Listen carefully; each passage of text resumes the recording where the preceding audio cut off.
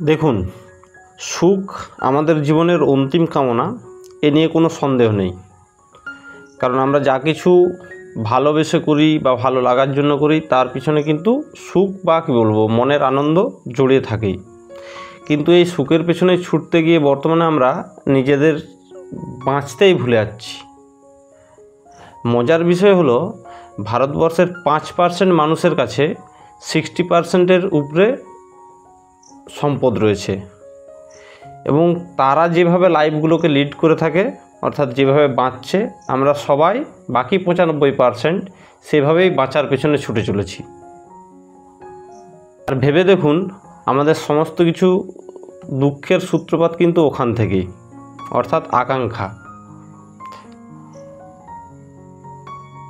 20-30 বছর পিছনে পিছিয়ে যান, যখন সোশ্যাল মিডিয়া ছিল না, তখন দেখুন মানুষ কম আয় করত, কিন্তু জীবনের স্ট্রেস বলে ব্যাপারটা কিন্তু সেভাবে ছিল না।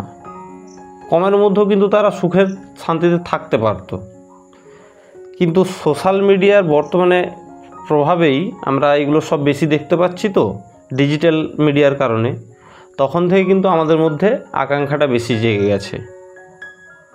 কোনো নায়িকা তার বিয়ের সময় একটা বিশেষ ডিজাইন করা লেহেঙ্গা পরেছে, আমরা আমাদের বিয়েতেও সেটাকেই কিনতে চাইছি। হয়তো অত দামিটা কিনতে পারছি না, কিন্তু কী বলবো, তার চাইতে কম দামে নেওয়ার চেষ্টা করছি।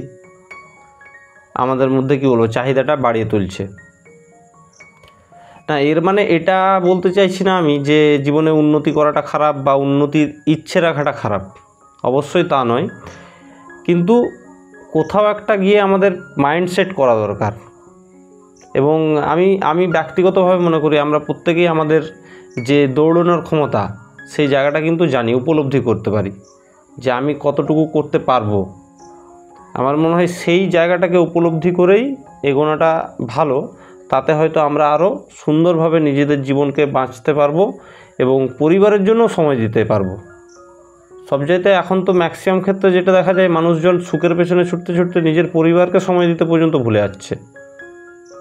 ধরুন, আপনি আপনার বাচ্চার জন্য রোজগার করছেন, তাকে সম্পদ প্রচুর দিচ্ছেন, অর্থের দিক দিয়ে কোনো রকম খামতি রাখছেন না, কিন্তু তাকে কি তার